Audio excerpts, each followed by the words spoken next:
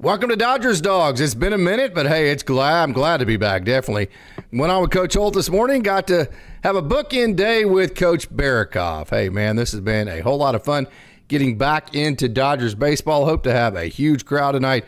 Coach Barikoff, I have been watching every game in and out. Haven't been able to report on it or anything, but have been watching. It has been I know last night the Dodgers didn't win. It's okay. I mean, the Dodgers have been playing great baseball as of late. Listen, we can't go 162-0, man. We're going to lose some games here and there. We're not going to hit some nights. We're not going to throw the ball really well. It's baseball. And I think that's one of the crazy, football and basketball, it's different than baseball. Baseball is a different thing. Baseball changes on a dime. It changes quickly through a couple innings, and we're good right now. We're still in first. We got two teams right on our tail. But we're still in first, man, and it's like, Dodger fans, let's just relax and let's enjoy being in first place. We could be the Chicago White Sox right now. We're in first place. We have one of the best records in all of baseball. We just need to chill out a little bit. That's how I'm looking at it. Absolutely. I would totally agree with that. And last night, I mean, the Dodgers were right there. Just needed a big hit, as Coach Holt said this morning. But it was one of those deals to where Jack Flaherty fought. I mean, you felt like that after you got out of that top of the sixth inning, the Dodgers are going to figure out a way to score. Somebody was going to run into one, hit a home run. It just didn't happen. As you said, sometimes in the game of baseball, it just doesn't happen. But all in all, I mean, I think you got to, for the simple fact that Tyler Glasnow went down a while back, Yoshinobu Yamamoto, who's coming back tonight with AAA Oklahoma City, he hasn't been in there. You haven't had Brusdar Graterol. Mookie Betts has been out for a while. Freddie Freeman's out right now. I mean, and then Will Smith, point blank, has not hit the ball whatsoever since about the beginning of May. There's been a lot of factors that with a lot of other rosters and a lot of other teams, maybe even with different leadership, this team could be 15 or 20 games back, but they're not because they have just continued to fight and scrap. Yeah, Casey, a couple things. One, I talked to, here in Oklahoma City, we've got the best play-by-play guy in the business in Alex Freeland. And he told me tonight, he's going to give me an update on how our guy does tonight. So that's number one. Awesome. Number two, I am a Dave Roberts guy. I've been a Dave Roberts fan. I take a lot of heat for it. This is probably one of his best jobs he's ever done with the injuries we've had, the pitching problems that we've had, the injuries, the guys going up and down. And then three, I would like to I listened to you guys this morning. You guys were awesome. Everybody needs to give Casey and Coach Holt a listen. They crushed it this morning. I listened to them on my way into work. But I want to make sure we understand something here. Kiké Hernandez, he's hitting 284 this August, 19 for 67, 3 home runs and 14 RBIs. Baseball is what have you done for me right now. Yep. I don't want to hear that Kiké's not hitting, and he's just a fielder. Ever since he put on those glasses, he's hitting 284, 19 for 67, 3 homers and 14 RBIs. I wanted to do my research on that. I don't want to hear this Kiké's not hitting anymore, Coach Holt, Coach Casey. And I tell you what, Kiké Hernandez, the way that he can play all over the field, and we'll get into the Chris Taylor deal here again. If he does hit, the value of him being able to move all over the place, and then also the thing about Kiké, I think that brings the most value to the Dodgers is just his swag and his energy that he brings. And then you feel like if the game's on the line, you want Kiké Hernandez up at the plate because he has a clutch gene. First of all, I think we should probably backtrack. I am a huge Kiké Hernandez fan. If you follow me on social media, every time he does something, I put the best player in baseball. Yeah, I know that's a little funny, but I love the dude. And I think he is just something that the Dodgers are missing. Swag is a good word you're using, Casey. But he just, for me, he's a Dodger. He loves being a Dodger. The fans love him. He comes up to bat. It's like there's something different about Kiké Hernandez. And now that we're in August and he's hitting well, he's got the different glasses on. Yeah. He's so you guys talked about it this morning. Yeah, and you guys talked about it this morning. He can play all over the field. Yeah. I mean, he could play any position you want, and he gives you everything. And I just love that about him. And, with Freeman struggling a little bit with the finger, you slide Kiké right in there. If you listen to the Dodgers pregame last night, they talked about Muncy. Could Muncy play first? And Dave said he hasn't been there. He hasn't taken any ground balls at first in a long time. So Kiké's a good guy to go to. I'd much rather have Kiké than not have him. Absolutely. And I think the Jason Heyward situation caught a lot of people by surprise. We haven't had a chance to talk about it until this morning with Coach Holt. I was pretty just kind of point blank matter of fact about how I felt about the situation. Give us your thoughts, Coach. I looked at it as a fan for about 30 minutes. I talked to a few people within the know. And listen, Freddie resurrected Jason Heyward's career. And not that Freddie had anything, but he gave Jason Heyward 2 really good years with the Dodgers. For a guy that didn't do much, he plays right field really well, can slide over to center. You mentioned it today. He's hitting .208. He's going to always be remembered for that pinch hit home run. Right. But I looked at it as a fan and said, well, that's Freddie's best friend. This is a business. Absolutely. Freddie, it's not a country club. It's a business. Yes, and Freddie will get over it. Freddie will be fine. Jason Heyward's already been picked up by a team that's in contention in Houston. It was the right move for the Dodgers. I talked about it on another platform, on another show about the Chris Taylor, Jason Heyward. But the right move was Jason Heyward. I like him. He's a great clubhouse guy, but we have a lot of great clubhouse guys. And losing Jason Heyward, this is a professional sport and it's a business. The Dodgers will move on, and you've still got T.O. and Freddie and Mookie. The clubhouse is perfectly going to be okay without Jason Heyward. I would totally agree. We have a good crowd logging in. Roy Estrada, good evening. Hey, Austin Brubaker, man. Austin's checking in from South Bend. He's checking out some Great Lakes Loons baseball there in South Bend, who are the high A affiliates of the Cubs. That is a great place to watch baseball. And then the baseball channel has logged in as well. Hey, want to remind you, we're going to go on for 30, 45 minutes, something like that. And then we have about a 20-minute down on the farm. And it is going to be I just enjoyed very much putting this together. Talking about Evan Shaw, who made his professional debut last night with the Rancho Quakes. I got to see him at Kansas. Left-handed pitcher. He made his professional debut last night with affiliate. Then we're also going to be covering Eduardo Quintero for the first time on Dodgers Daily. Super excited about that. Obviously going to be covering the huge night from Dalton Rushing with 2 home runs last night, covering Carlos Duran, covering Michael Grove, Brent Honeywell, and J.P. Fireeisen, and Andy Pajes. So the Down on the Farm show tonight is fire, man. I'm excited to get to that, but we have a lot of Dodgers talk. Before that, Coach. I'll tell you, listen, I'm excited for that show because I've been able to watch Pajes in person. The dude doesn't look like a minor league baseball player. I'll just say that, number one. Yeah. Dalton Rushing is hitting, and somebody asked me today, what do I think? And I said, well, boy, he's been fast-tracked to AAA, and he's hitting there. I love the dude. I loved him before. Now I get to see him. I saw him in Tulsa. Now I see him firsthand. Dude can really play baseball. I would love for you guys, Casey, you and Austin, touch on it quite a bit. Alex Freeland, I would like to hear what your thoughts are in him struggling in AAA a little bit. And he's gotten some errors now. Every game I've done, he's had an error, but I still like his upside. Sure. But the future of the Dodgers farm system is great. And Casey, you guys do such a good job, you and Austin, and covering it. So I'm pumped to listen to it. Yeah, I really enjoyed putting the show together. First of all, it was the first time ever for Dodgers Daily Down on the Farm. We covered 3 players, 3 prospects that we had never covered before, not ever covered before on the show. So that was super exciting when you're talking about Evan Shaw and Eduardo Quintero. Those are 2 of them. Yeah. And then the third one was the Benitez, the left-handed pitcher that Tulsa just picked up from the Red Sox about a week or 2 ago. So 3 guys on the Down the Farm show that we have never covered before. So make sure and stick around for that. We're going to get to that here in a little bit. It's about 17 to 20 minutes, something like that. So, hey, Coach, we mentioned that the Dodgers have won 12 out of 17.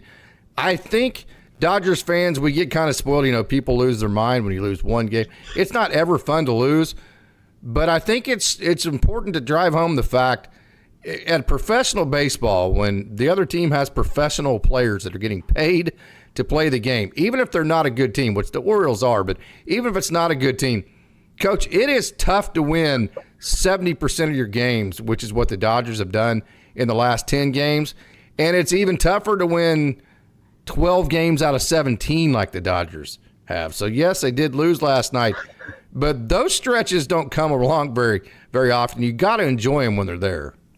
Yeah, and I think you go 3 for 10, that's 300 hitter. You're considered as a Hall of Famer if you do that for your career. 3 out of 10. And again, I don't understand the problems with Dave Roberts. When people want to just continue to hit hammer on this guy. The bullpen's been overworked because our starting pitching can't go 6. The bullpen has been extremely overworked. We've had injuries left and right in this team. And they're older. And for some reason, Dave Roberts, once again, has the best record in baseball, or top 2.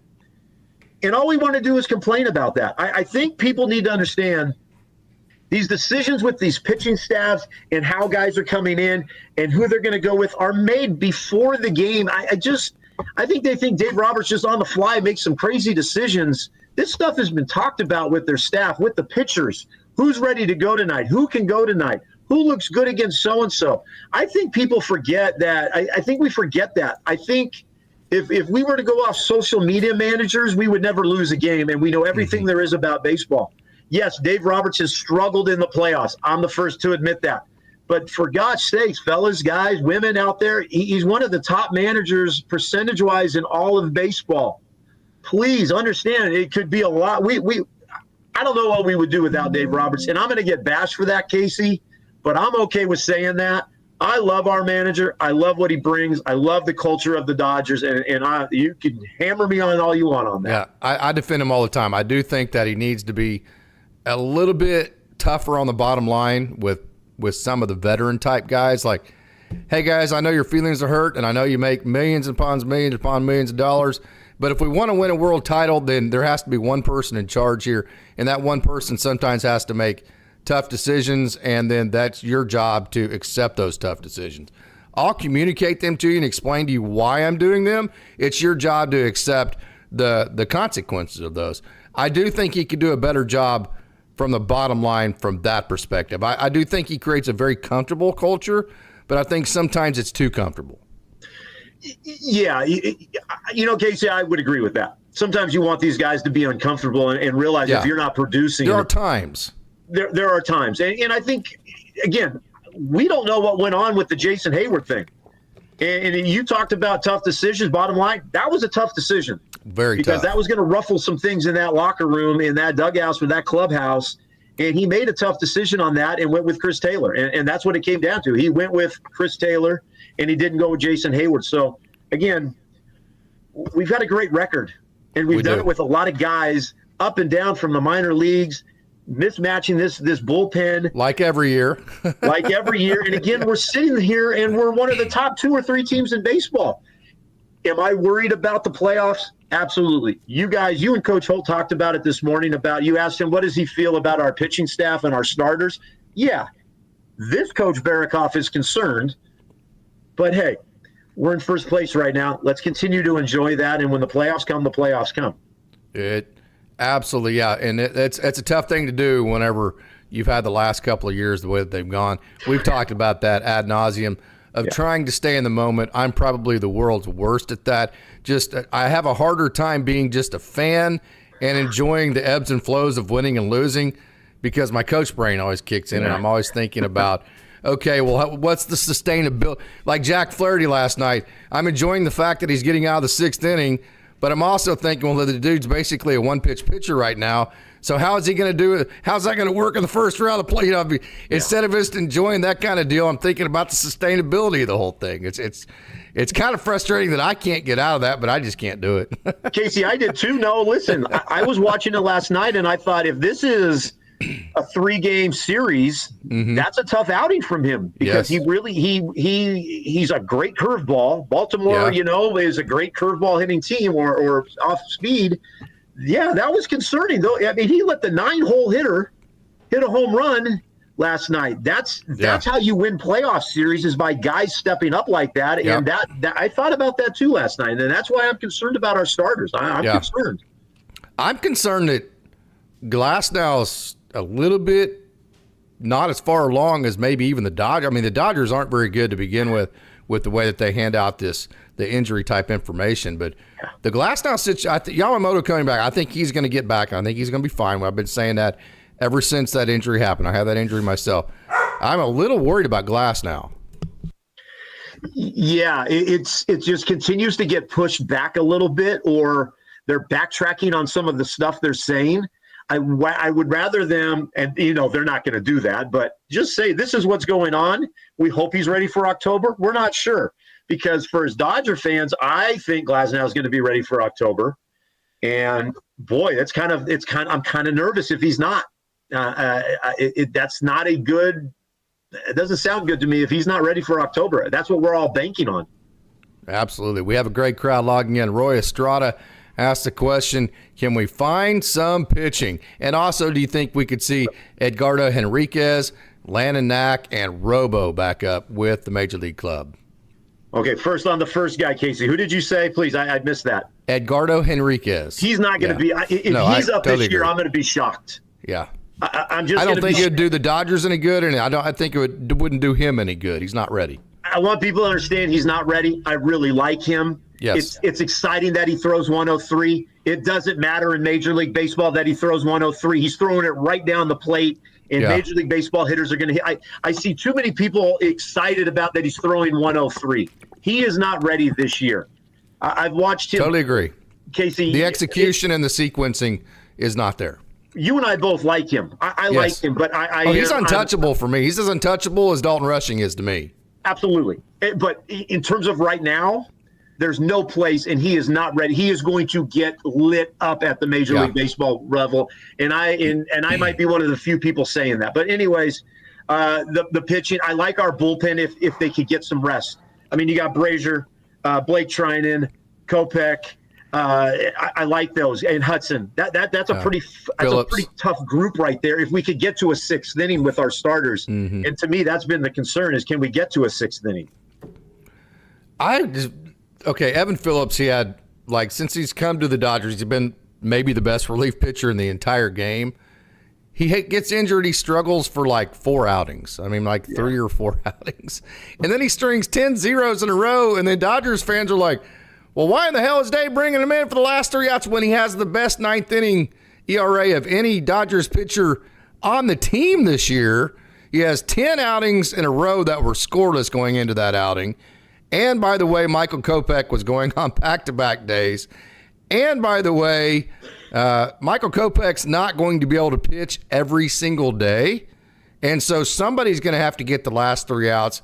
Why in the hell would Dave not trust Evan Phillips? I mean, why would any Dodgers fans complain about Evan Phillips ever coming into a game in any situation? And Casey, I didn't even mention him. I mean, that's a good 5-6 guys that you could go to in different situations. And I have listened to enough podcasts and read enough things. Sometimes your closer doesn't need to go in the 9th inning. Sometimes the 8th inning against some certain hitters is the most important inning. I don't know why Dodger fans do that. I think you were the one that finally put out a stat about Evan Phillips, about how good he's been.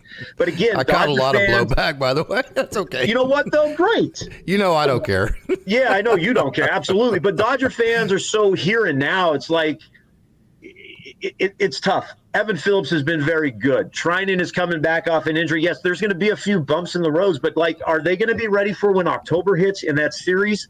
I would much rather have the guys we have right now going into a 3-game or a 5-game series or whatever it is with those guys. We just need to take a step back a little bit. We're pretty good there. Having said that, I don't know where I'm at on Joe Kelly, man. I don't know where I'm at on him, brother. I don't want to throw shade, and I hate being negative, and I know baseball is a very difficult game, and there are periods to where even the greatest players are going to struggle. I'm just telling you, having said all that, I don't know where I'm at on him. Okay. I love Joe Kelly. I love the craziness that he brings, but I'm with you. Yeah. He concerns me. Yeah. So I'm not overacting here then?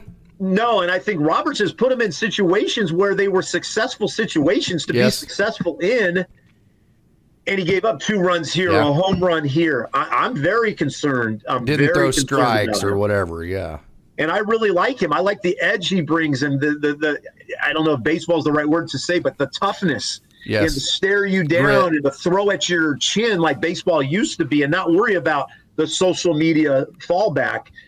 But he concerns me. Yeah. I don't think we would be being honest with ourselves if we said he doesn't. Yeah, absolutely. I would totally Agree. So if the playoffs started today, and you're in a 3-game series with the Padres, or of course you wouldn't be, but if the playoffs started today and you're in the wild card and you had to play the Padres or the Diamondbacks in a 3-game series, who are your 3 starters? I'm throwing fastballs tonight, by the way. I haven't been on the air for a while. I'm like, the hell with it. I'm just throwing them out there, man. Well, you're on the high level of the Iron Mike tonight, Coach. Let's go. You know what? I think if we're going to be real and honest with ourselves, the Padres and I don't call them the Diamondbacks, the D-bags. I don't like them. They scare me. Yes, they should. What is the Arizona is what, 27-6 or 27-7 since the break? That scares me. And if we go back, they are a better team than us in the playoffs. They took it to us. So who are my 3 starters? Stone, Yamamoto, and well, Yamamoto, you would throw him, although he hadn't even done a rehab outing yet. I'm just going with my gut tonight. He's going to kill it tonight. Okay, I hear you. Flattery. Yeah, I think that's probably right. I would love to say Kershaw, because I think we all, nostalgia, would love to Kershaw, and I think he's going to go out there firing. But that's what worries me about Kershaw is, will they make the correct business decision or will they make the nostalgic decision? Now, I know Lightning's probably going to strike me down because it's Clayton Kershaw, and trust me, he's from the Dallas Metroplex area. I followed him in high school. He loves coming to Oklahoma City. I've watched him pitch every time he's been to Oklahoma City. He's more than accommodating. Nobody loves Clayton Kershaw more than I do. So when I say that, I come at it from that perspective. But will the Dodgers be able to make the correct business decision with him? I would like to say yes, because there's too much on the line for this Dodgers team this year. They've shown they will so far with the Heyward and then the Paxton deal and all that. I think they will. I just hope Kershaw doesn't talk him out of that, because that's why he's going to be a Hall of Famer. He's a gamer. Yeah. He's tough. He's a Dodger through and through, and he's going to say, throw me out there. And I think he wants to make amends for what happened last year. And what was it, game 1 against Arizona, when that was one of the hardest things I think as true lifelong Dodger fans have ever had to watch. I mean, my wife was basically in tears. My wife, Stacy, my daughter was probably in tears. But we've got to make business decisions. And this is, I listened to you guys this morning, and yes, this is a World Series year. And the Dodgers need to win a World Series. And if Kershaw, I don't know if Kershaw is a top 3 starter for us right now. I just don't see it. If Glasnow is healthy, you put Glasnow in there. Absolutely. Mm-hmm. Absolutely. Hey, Elishiv. Hey, by the way, it was fun. Of course, I didn't enjoy the fact that he's doing it against the Dodgers. It's been a tough year for Johnny DeLuca, who he actually got off to a great start, and then he broke his hand. And he really just hasn't recovered from that broken hand. But no excuses aside, I mean, I've messaged back and forth with him a couple times. And you know, in 2021, the interesting part of that is it was 2021 or 2022 when I talked to Dylan Ashotka, who was the hitting coach for Great Lakes at the time, where Johnny DeLuca was at. And I had really never heard of Johnny DeLuca at this point. He was a switch hitter at Oregon and kind of a slap left-handed hitter, and he wasn't Johnny DeLuca yet, right? And so Dylan Ashotka goes, hey, man, watch out for this dude named Johnny DeLuca. This dude has all the tools. He makes all the right swing decisions, and he's getting ready to absolutely go off. And Johnny DeLuca at the time's hitting like $160.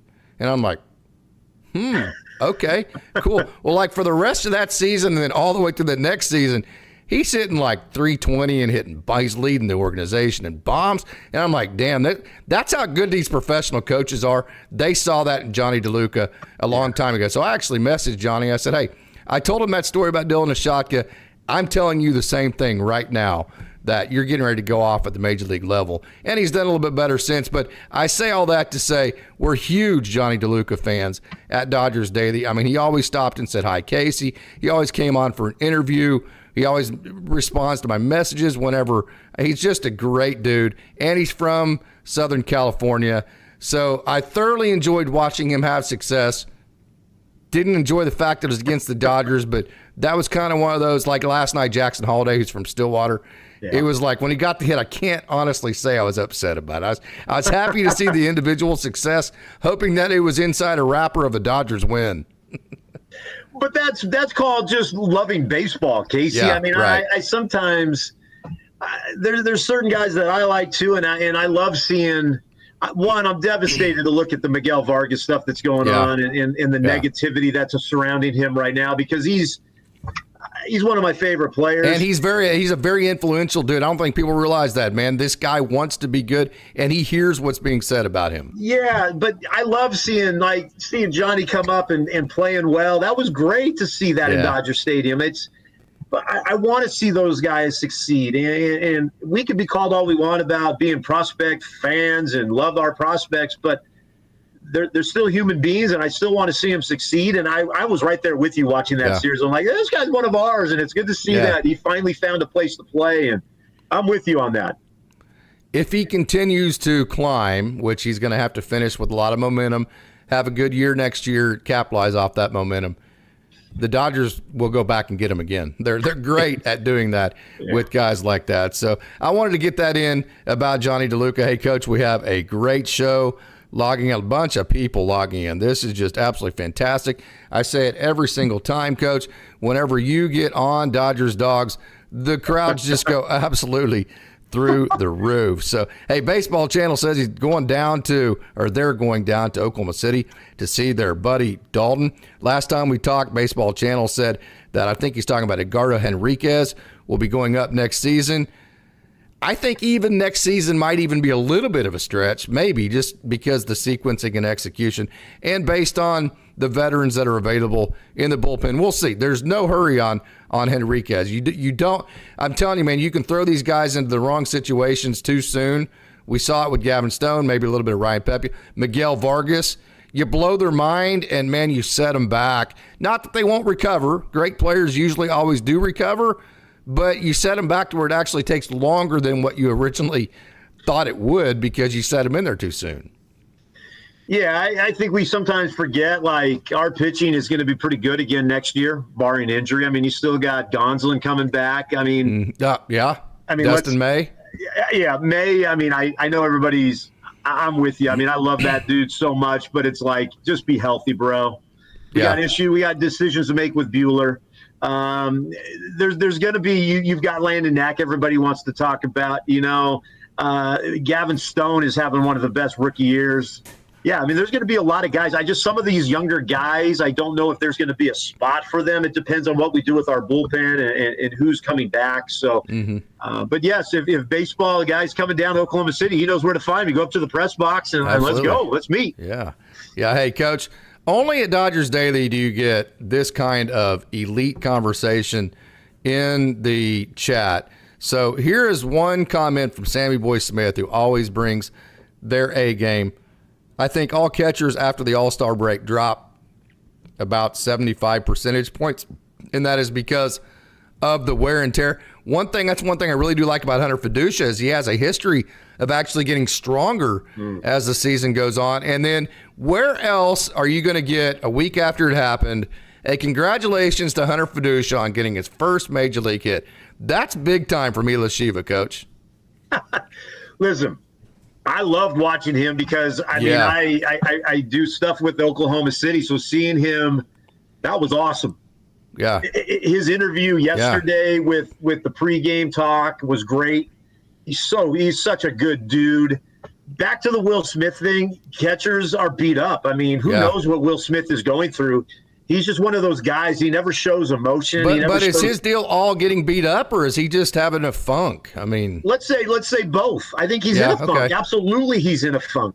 He started off so hot, and expectations were just going crazy. And again, beginning of the year, I was like, this dude's going to have a incredible year.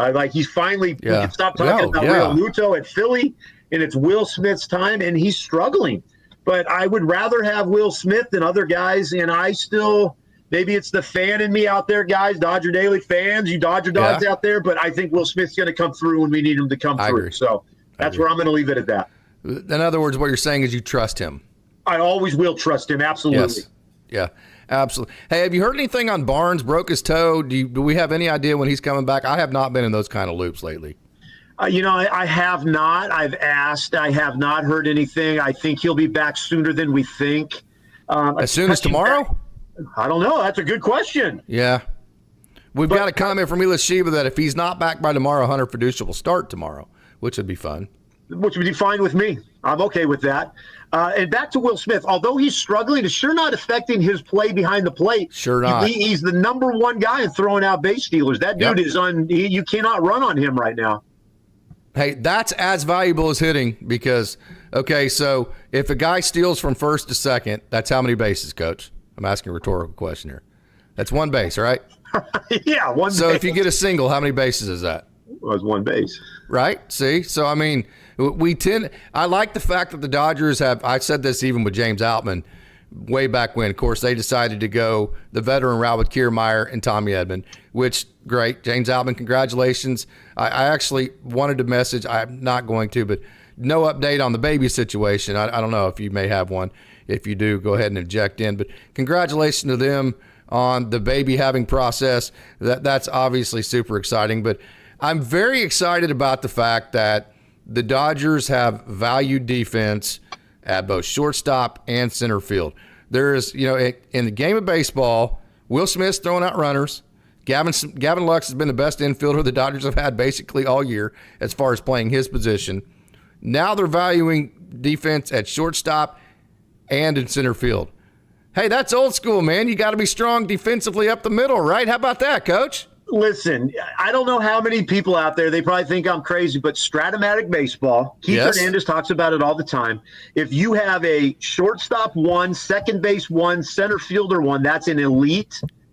Those are how you win Stratomatic baseball games, and it applies to real baseball, and I think that's why Stratomatic is the best thing out there. But if you can have a one and a one at short, second, and center, that takes care of a lot of things, and the Dodgers are pretty good right there right now.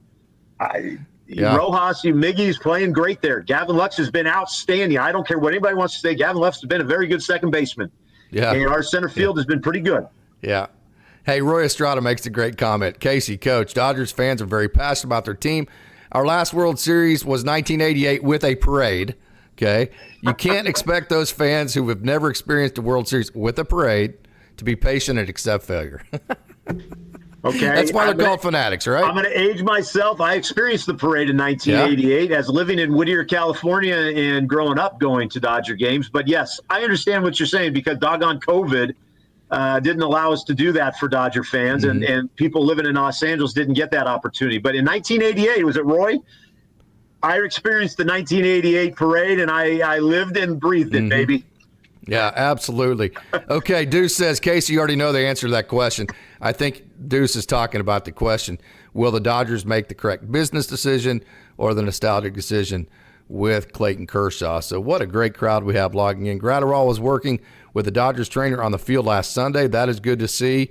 Craig Osterberg says Phillips was probably tired and needed a second win, which I believe he has. Now, that's another thing, too. I know in baseball it's very important to define roles, get guys comfortable, which makes them feel like, hey, even if I struggle today, no big deal. I've got this comfort level of runway to really get settled in. But sometimes it does help. You move guys up and down the lineup just to kind of give them a different look. I mean, make things look different to them, maybe to get them out of a rut, right? Yeah, and I'm going to just say this from a coaching perspective. I would like to say, as the Los Angeles Dodgers, the guys in the bullpen know what they're doing. They're not going into each game thinking, I wonder what inning we're going to be into tonight. I mean, we always want to rip on how analytical the Dodgers are. Well, with being so analytical, those guys are going into the pen knowing this could be the situation. I don't think Evan Phillips and Kopech and Treinen are wondering, I wonder when we're going to get the call tonight. I think there's alternative scenarios, though. I think there might be, hey, you're either coming in here or you might come in there. I think there are multiple, kind of like an offense in football goes up the line of scrimmage with 2 or 3 plays called so they don't have to call a timeout. I think there could be that scenario, too, though. Absolutely, Casey. And I think if people listen to some of the interviews they do with pitchers on pregame talk before the Dodgers play, when they talk to these pitchers, they always say, we always have an idea of what we're going into. They always want to put us in the best situation against those 3 guys to go into. We always have an idea. I listen to those interviews, not just for I think it's interesting to hear them talk, but they do give you a little bit of information, some inside information on what's going on.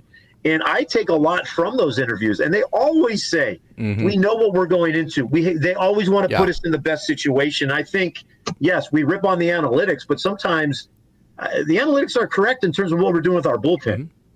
You know, my dad first taught me a long time ago when I first started working, which was, hell, I can't remember not working, right? One of those type deals. But the first thing he told me was, Casey, hey, your boss will deal with you making mistakes. Your boss will deal with a lot of things. The one thing they won't deal with very often is surprises.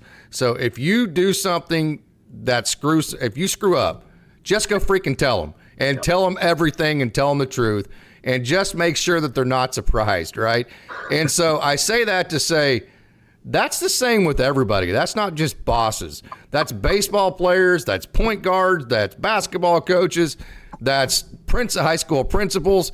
These guys don't want that phone to be called to them and go, what the hell? I mean, where did that go?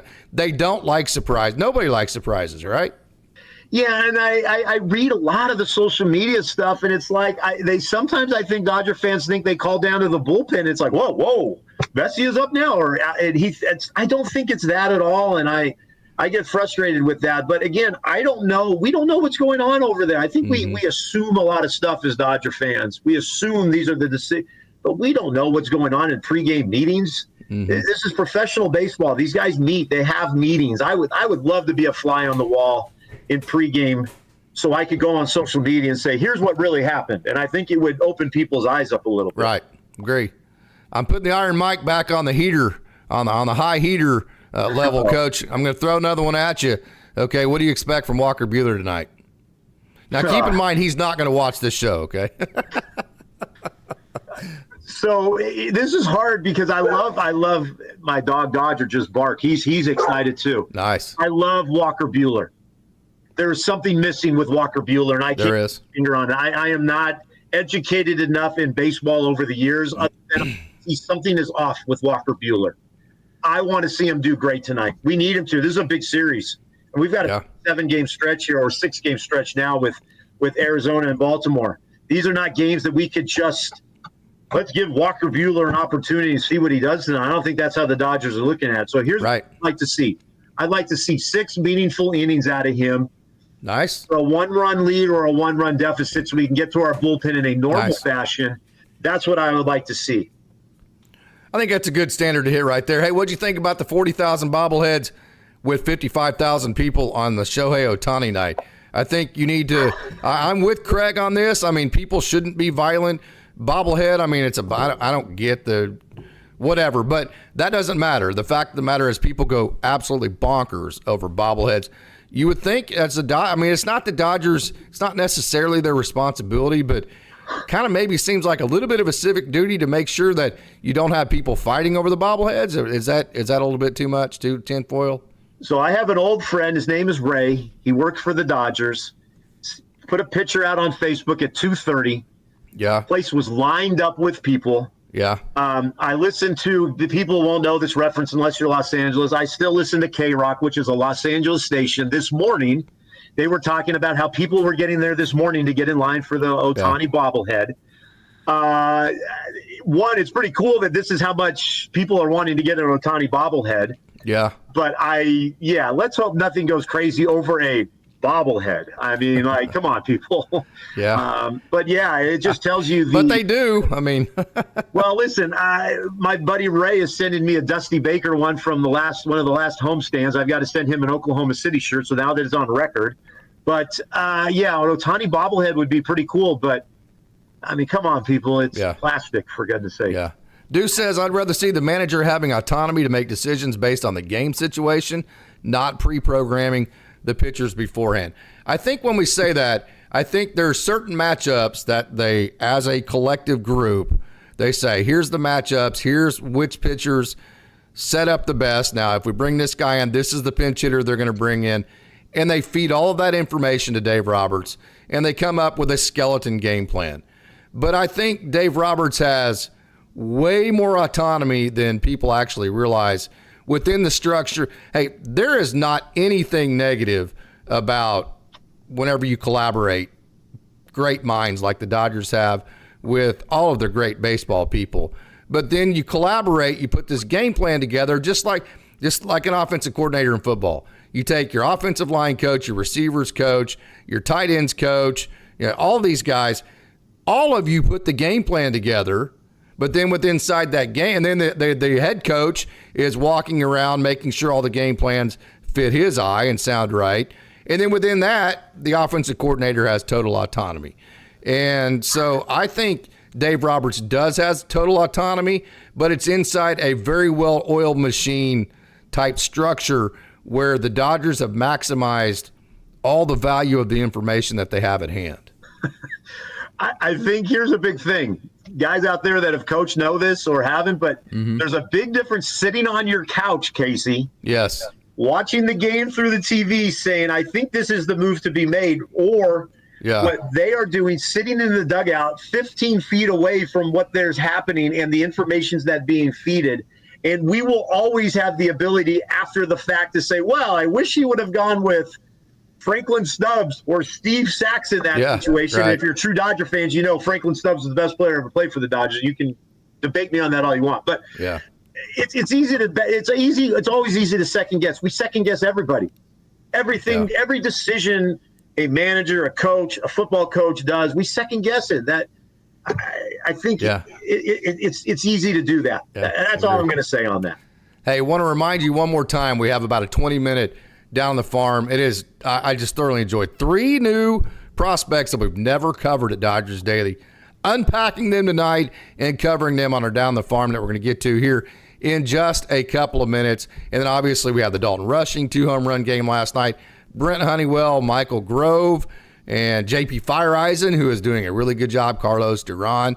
The big game from Great Lakes, and Eduardo Quintero, we are going to cover him as well, that speedster that has played 17 games for the Quakes. So make sure and stick around for that. This was one of my funnest down the farms that I put together since I've been doing it. So I hope you stick around for that. So what a great crowd we have. Rojas is such a stud on the field. We have a comment from David Razor. I don't know if this is going to mean anything to you, Coach.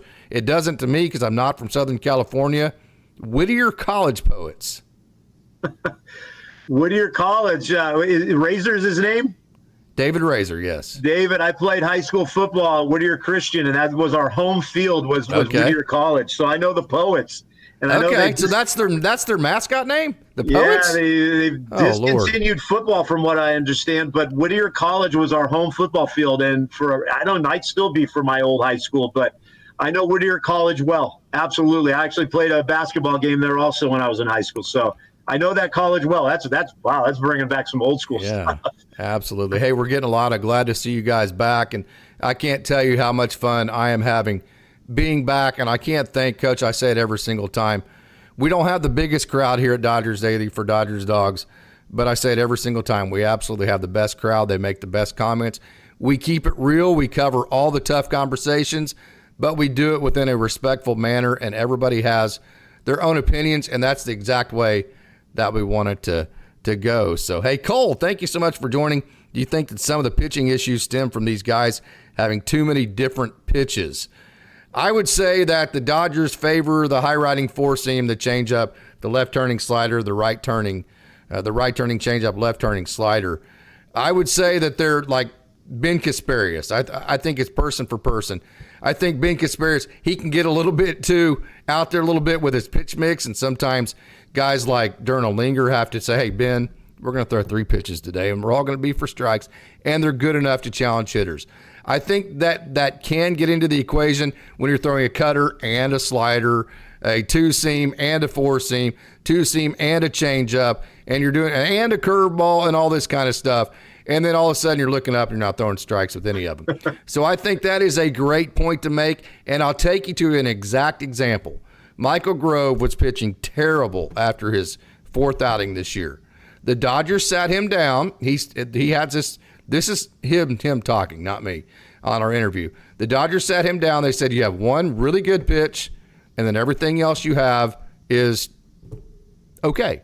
So let's figure out a way to throw your really good pitch more often, and to hell with all the rest of this stuff. So they simplified it for him, and he's done really well. His ERA is like 3.6 cents. So I think that's a really good point to make. that I think sometimes with a guy like Walker Buehler, with a guy like Bobby Miller has 6 pitches that when you look at the TrackMan data, it's like, holy God dang, look at those 6 pitch. But then he's not effective, and you're like, well, dude, why don't we just throw your 2 best pitches more often instead of throwing your 4 worst pitches more? So that is a great point to make, I think. Yeah, I'm not the guy to get into that. I think one thing that's great about we're very honest on this show. That was incredible to listen to. I probably would tend to agree. Seeing these guys throwing 5, 6, 7 pitches. Do the things that you do. You do the things you do really well. That's like when I say something's missing with Walker Buehler, something is missing, and I would like to see him just try to figure out, like, do the things you're really good at, and let's build on that.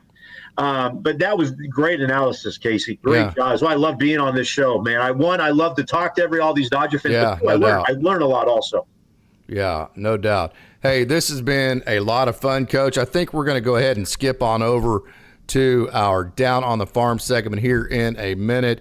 Hey, final thoughts. This has been, if you guys have any final comments, I'll continue to stay in the forum as we go through our Down on the Farm segment. But, Coach, do you have any final thoughts? No, listen, I think as Dodger fans, we're all on the same page. I think we're all wanting a World Series, so every little thing is magnified for us as fans. Let's just trust in our fellas. I mean, I always tell my wife that if you're wearing the Dodger uniform, I'm all in on you. I want you to succeed. I've never understood where I can't stand so-and-so. I don't like this guy. Like, I'm all in on Dodgers. So let's go get this. Let's go win this series against Baltimore. Big game tonight. Big game. You know what? It is. And then we've got a massive series because I don't care that we're in first place. Arizona beat us in the playoffs. We have something to prove against Arizona. Totally agree. And as luck figures, it's on the road in Arizona. So let's hope our Dodgers get out there like we've done in the past and support this team. Regardless, we could be whatever. I'm always going to be Dodger blue. I'm always going to bleed it. Casey, you're the best. I love this show. I was so fired up to be on it. And Dodger fans that are on here, thank you. Casey does a great job. Keep supporting this guy. Coach, I can't appreciate all the support you gave me with my time off, and I can't appreciate you enough for putting time into your schedule to come on tonight. So thank you so much, and thank you to everybody who's watched this segment. Just a reminder, we're going to the Down on the Farm right now, so let's not waste any more time. Let's take a trip down the farm.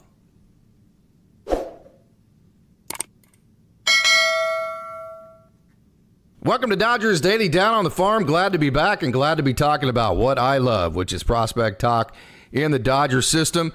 And hey, very exciting right here. Who you're looking at is a draft pick out of the 16th round from this last draft over this last summer in July.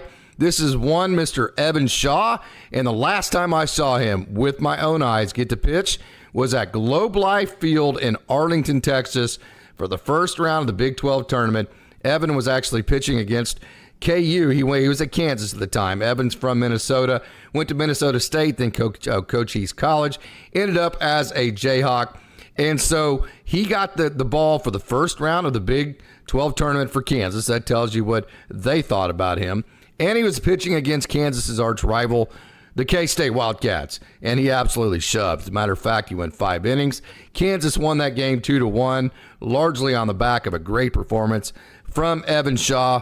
So, hey, I have a good background as far, not a great background, but I have seen him pitch with my own eyes. Very good slider and above average fastball. He is definitely an above average athlete and very competitive. So super excited to see Evan Shaw last night make his affiliated debut with Rancho. Needed only 10 pitches to get through 10 innings, or 2 innings, I should say. So congratulations to Evan Shaw for his professional debut with an affiliate, and great job. What a way to get it started. More excitement at Rancho. I'll tell you the 2 games that caught my attention the most. Of course, Great Lakes scored a million different runs, but it was a lot of soft contact and there was a delay and all that kind of stuff.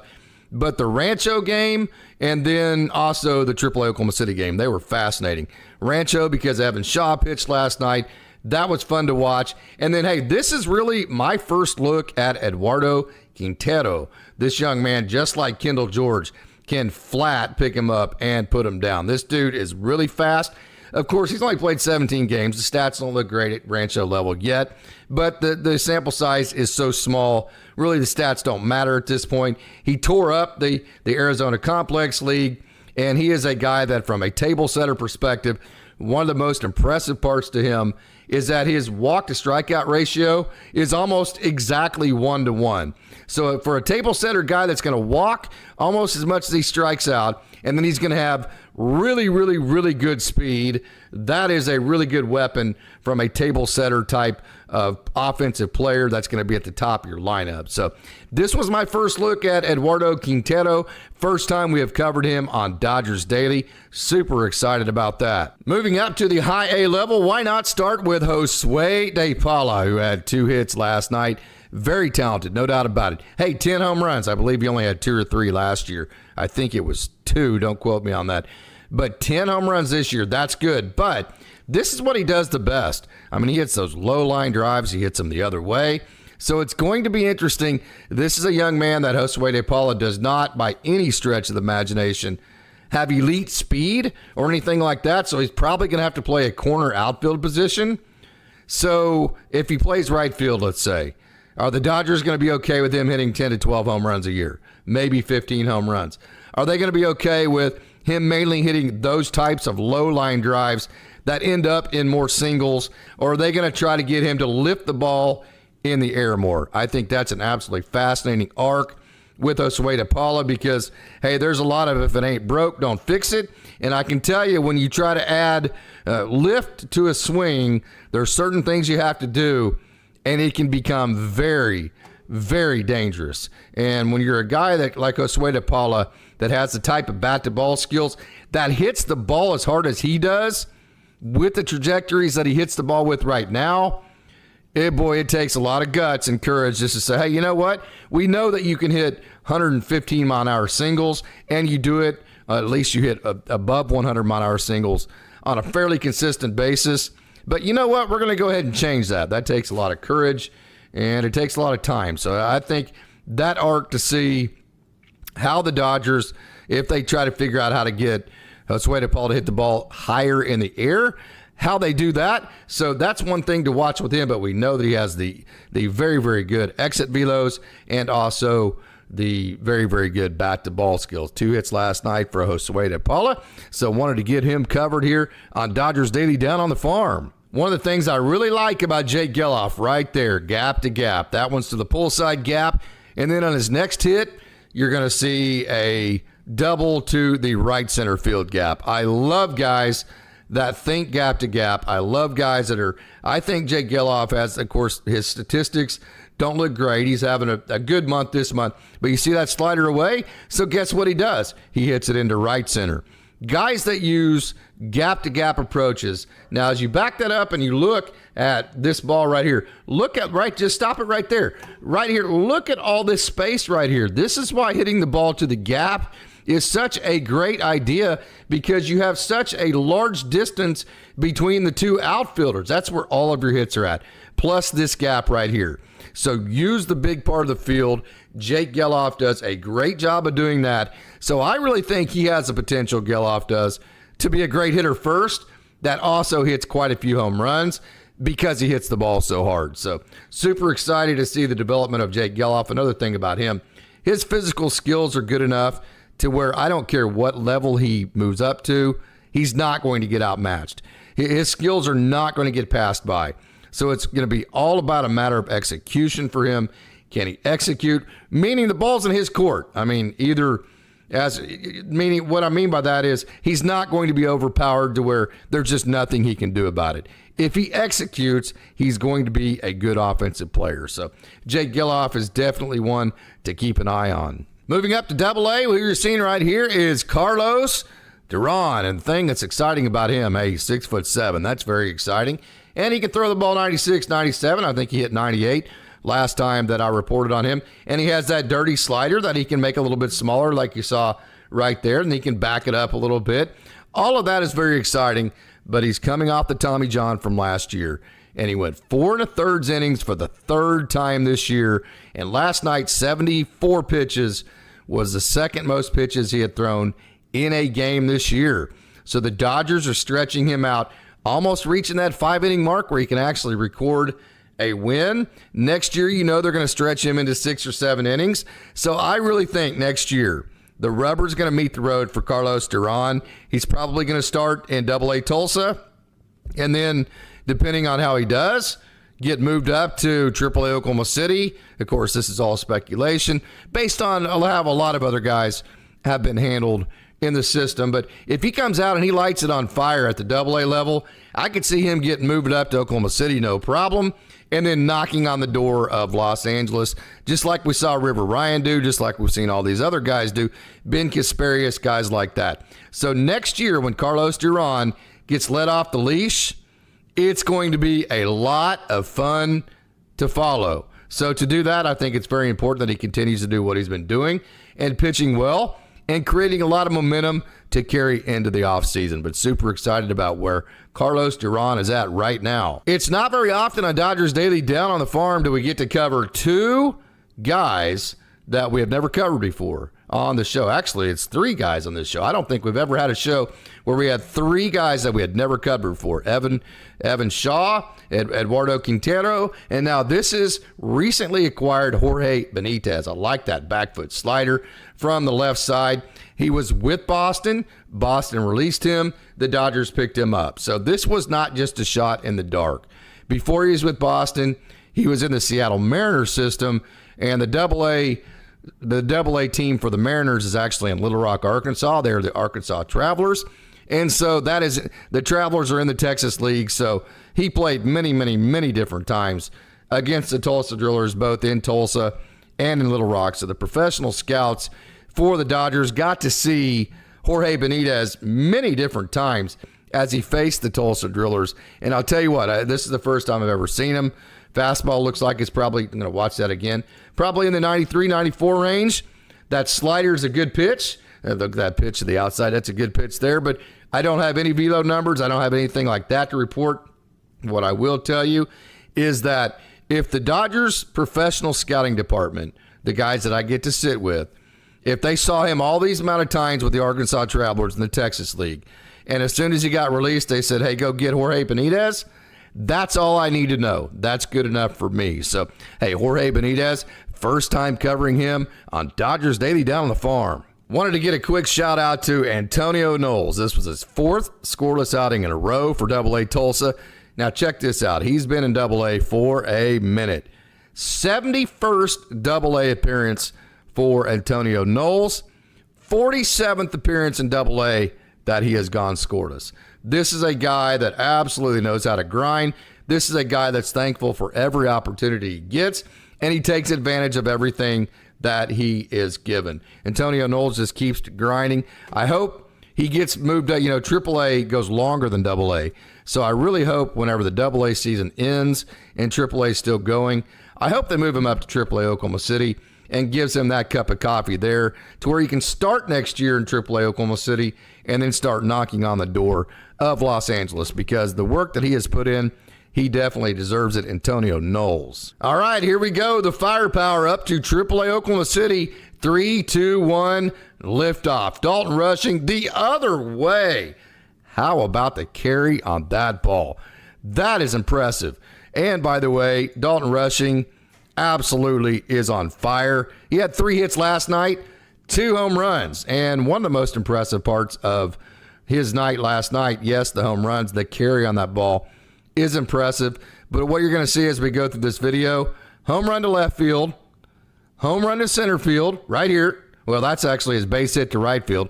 So he hit a home run to left field, opposite field. He pulled a base hit to right field, scoring Drew Avens right there. Now watch his third hit coming up, as we're going to see here, dead center. He hit a ball to every single part of the field, what I call going across the world. Super, super, super impressive. So here are some of the numbers that just kind of go to show just how incredible he's been. 343 so far at the AAA level. His OPS with AAA Oklahoma City is 1085. More important than that, more impressive to me than that, I should say, his walk percentage is exactly the same as his strikeout percentage, And his ISO, his strength numbers, his power numbers are 13 points higher. Let me watch that again. Than his strikeout percentage. That is absolutely incredible. No surprise, though. That's the kind of hitter he is. That's why I've been telling you here on Dodgers Daily that if there is an untouchable player, he needs to be one of them. WRC plus at the AA level, 148. That's no surprise because at the high A level, at the AA level is 148. So far at the AAA level, his WRC plus is 168. So let me back that up. WRC plus so far with AAA Oklahoma City of 168. At the AA level, his WRC plus was 148. At the high A level, his WRC plus was 46%. And with Rancho, it was 224. This is a young man that can flat hit, hits the ball to all fields.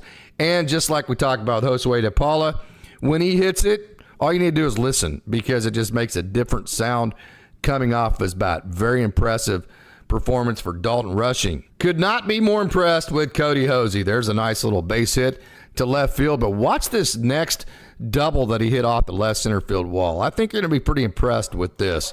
Watch how much charge he puts to this. Kapow, right there. I mean, that's a pitch that's up in the zone, and I mean, watch it go off the wall. I mean, that ball's hit hard right there. That is a hard hit double, scoring Ryan Ward, who's had just a tremendous year for AAA Oklahoma City. Nice slide, Wardo. That a baby. You see the Dodgers fan in the background there saying safe. Cody Hosey with a ringing double off the boards there. And then his next at bat, 3-2-1, lift off. That is a bomb, ladies and gentlemen, for Cody Hosey. That thing went up into the second deck of those left field bleachers at Dell Diamond there in Round Rock, Texas, the home of the AAA affiliates of the Rangers. So 3 hits for Cody Hosey and 2 very, very impressive. 1 a double and 1 a home run. No doubt about that. Hosey so far is hitting .294. His OPS is .863. And he has 16 home runs. So just waiting for opportunity as he continues to grind. And as they say, do what he can do. He's controlling what he can control, Cody Hosey. Hey, you know what? When he gets sent down, I've seen it all the time. I saw with Zach McKinstry. I've seen with all those guys that have been up and down. Mitch White, Ryan Pepio, Michael Grove. All these guys that have been on that up-down train. You got 2 choices. I mean, you can come back down to AAA Oklahoma City and bitch and moan and feel sorry for yourself and complain about the foul should be in the major leagues and this and that. And even if you're right, it doesn't do you any good. Or you can do what Andy Paez has done. You can pull yourself up by your bootstraps and you can start hitting the baseball and playing the style of game that makes it to where the club just simply can't ignore you. And Andy Paez has taken the second route. 3 hits last night. Matter of fact, he's hitting .360 since he's been, well, not since he's been optioned back down, but he's hitting .360 at the AAA level. So, hey, as the season winds down, of course, like I said, the AAA season goes a little bit longer, but as the season does wind down, it'll be interesting to see if Andy Paez goes back into the equation and becomes a factor at the major league level. But no doubt about it, he's doing everything he can with AAA Oklahoma City to make that the case. So JP Fireisen got the start last night for Oklahoma City and went a couple of innings scoreless. And I'll tell you what, this is a young man, a little bit older than a young man. But hey, when I talked to him, I could not have been more impressed. I asked him about the DFA situation, how the Dodgers DFA'd him and how he views that. And just straight up, he shouldered the entire thing. He said, hey, I understand why they did it. He said, it's not fun, but it's on me. I was put in a situation. I didn't do what I was supposed to do. And so the consequences are what the consequences are. What an extremely stand-up dude who is really trying to salvage his career. And I'll tell you what, when you see guys that take the amount of self-responsibility that JP Fireisen has, and you accept what he's been given after he was maybe the best reliever in Major League Baseball in 21 and then in 22 until he got hurt. I mean, this is a guy that could, like we talked about a minute ago. Hey, I was a great reliever in 21 and 22 and bitching and moaning that he got DFA'd and all that kind of stuff. Not him, man. He accepted it. He's gotten back to work. And so from that perspective, you have to really root for a guy like JP Fireisen, who's really trying, just a stand-up dude trying to make something of the rest of his career. And he's taken a really good step in that direction this month with an ERA of just 2.70, and he has 10 strikeouts in 10 innings to just 3 walks. As a matter of fact, he also had 2 scoreless outings to end July, so it's good to see JP Feyereisen back and pitching well for AAA Oklahoma City. Michael Grove had a good outing last night for AAA Oklahoma City. As a matter of fact, Michael Grove has been good just about his entire time at the AAA level. Last night, 2 innings pitched, no runs, 1 hit, 2 strikeouts, no walks. Of course, got a chance to talk to Grove. His first 4 outings at the major league level this year, 3 of them were not good, and he gave up a lot of runs, which is why his ERA is over 5 at the major league level. But after that 4th outing, he says it on our interview, they had a powwow and a come to Jesus meeting about, hey, what is my mix? What are my sequences? What do they need to look like? They changed some things up. And ever since that outing, that 4th outing this year, his ERA is, I believe it's 3.64 from his 4th outing on. So he's been a very effective major league pitcher from early in the season on. He's done a great job in AAA Oklahoma City. We know there's a ton of talent in this system. This is another guy in Michael Grove that is just fighting for his life, trying to put himself in a position to where the Dodgers call him back up and make him a factor. And he, again, like Cody Hosey, we said, controlling what he can control, Michael Grove. Probably the biggest case to be able to bitch and moan about getting DFA'd. You're looking at him right here, Brent Honeywell. How about that? I mean, he came over to the Dodgers from the Royals, and I mean, he pitched that one Sunday in a day where the Dodgers didn't have any pitchers left, and he did a great job, and then he just continued to do a great job, and his reward for doing a great job was, hey, how about this? We're going to DFA you, and you're going to go back to AAA Oklahoma City. Pretty tough pill to swallow after you came out and came over to an organization and really bailed them out in more than one situation.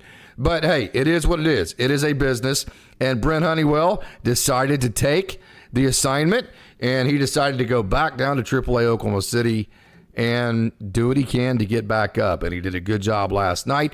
He's had 2 outings so far with Oklahoma City. Both of those outings have been exactly 2 innings, and both of them have been scoreless. So good job, Brent Honeywell.